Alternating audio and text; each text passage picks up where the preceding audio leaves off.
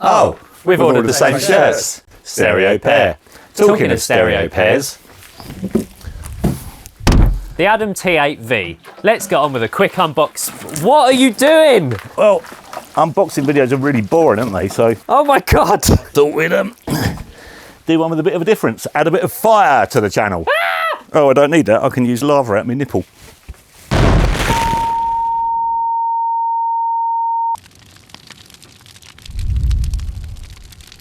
Unboxed.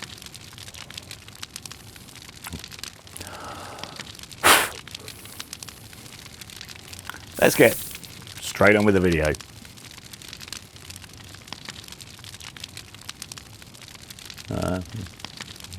Buttons come off. The T8V is Adam's latest addition to their affordable, entry-level T-Series range of monitors.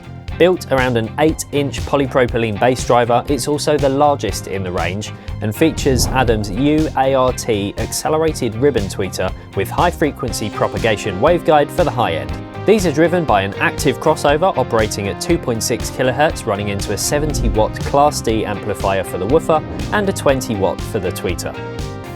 Frequency response is quoted at 33 Hz up to 25 kHz with a maximum SPL of 118 decibels per pair at 1 meter.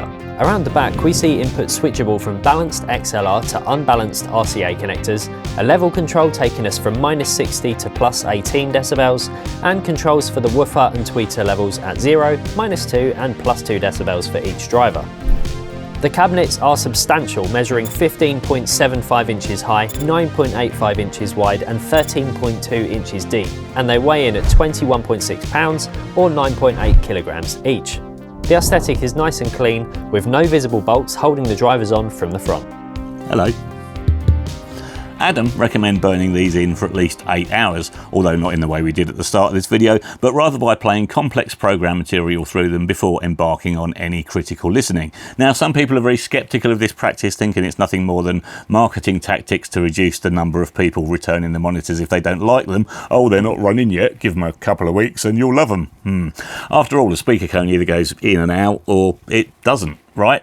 Well, having not had any new speakers for many a year, I was keen to put this to the completely unscientific test, so I gave the T8Vs a healthy listen with some familiar test tracks when we first unboxed them, and then left them playing loud music overnight to burn them in, and repeated the same listening test the following day. And I'd either cleaned my ears out in the shower that morning a little more thoroughly, or the speakers were sounding noticeably better, with a more clearly defined transient response, a deeper low end, and better integration between the drivers. Having spoken to a handful of speaker and driver designers, they all confirm that it's not just marketing mumbo jumbo, but recommend that you do give your brand new speaker drivers time to burn in, loosen up and settle before any critical listening takes place.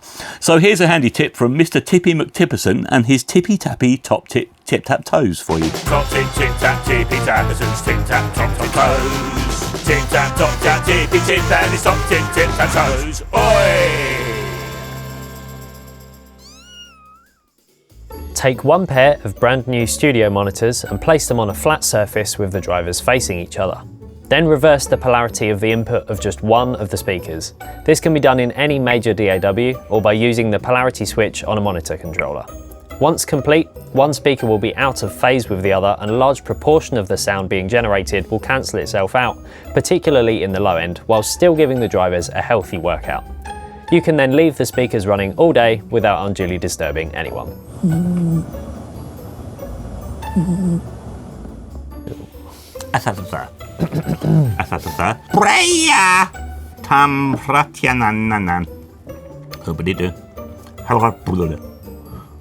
Arabic. Why have you got to make stupid noises before we start? Now I'm going to be laughing, for f***'s sake. No, it's all downhill now.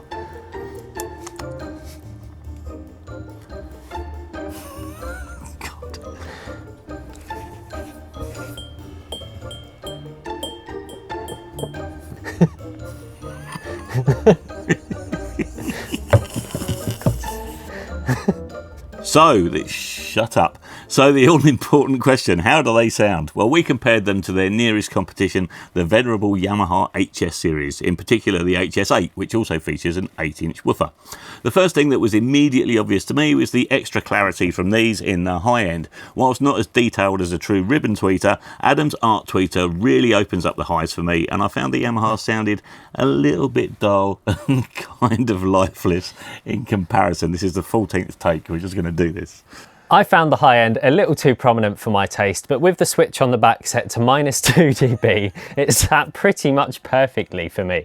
The low end is fast, it's smooth, it's accurate, but very much dependent on your room, and you need to be careful with positioning, particularly when it comes to proximity to the wall with that rear-firing bass port. I mixed several tracks on them over a period of a week or so, and we found that the mixes translated very well and sounded fantastic when played back on our ATCs, with only a few tweaks to the mid-range required when mastering. So pretty much what you'd expect, bearing in mind the ATCs cost 80 times as much as these bad boys. They do, 80 times as much, that's crazy. The only negative we could find with these is that we could really hear the cabinets.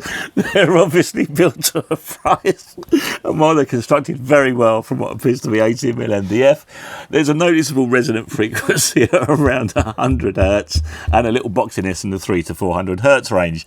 Taking a peek inside revealed wadding only placed around the tweeter, so we think this could be greatly improved for very little cash and by someone with only the most basic of DIY skills. So we sought some advice from the lovely Jez Kerr, designer of the wonderful Kerr acoustic K100s behind us, and he kindly sent us a box full of different materials and a whole heap of advice on how we can noticeably improve the sound of these by making a few small improvements to the cabinets. And that's going to be the subject of our next video, so make sure you subscribe and ding the ding dong to be notified of that. I don't know how you did that. Coming in the next couple of days. In a nutshell, playing out of their boxes, the T8Vs are probably the best Nearfield In a nutshell, the T8Vs are probably the best near-field monitors we've heard for the price. They strike a wonderful balance of being accurate, translatable, non-fatiguing, whilst also being fun to work on and to listen to. And they're capable of playing pretty much as loud as you could hope for in a small to medium-sized room. So it's a big thumbs up from us. Thank you to Lucas Lindner from Adam for sending this pair to us, and as well as seeing how we can improve the performance of these cabinets in the next video, Adam are also loaning us a pair of their S3H model for review. So stay tuned for that one. Thanks for bearing with us for this outro, because that was a bit of a disaster. Anyway, I've got a joke. What's got two legs and goes woof? What's got two legs and goes woof? I know that one. You! Me!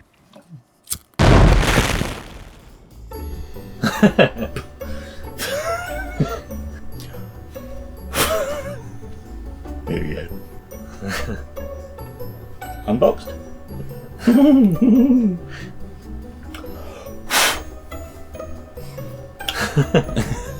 Ah!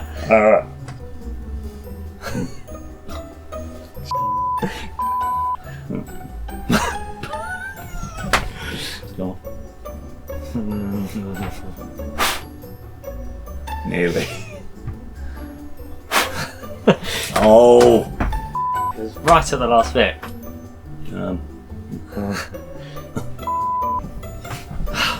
Buttons come off.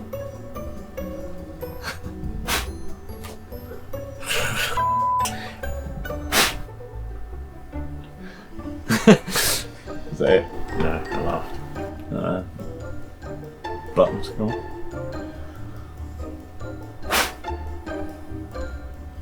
That was it. That was the funniest one as well. That was the funniest one.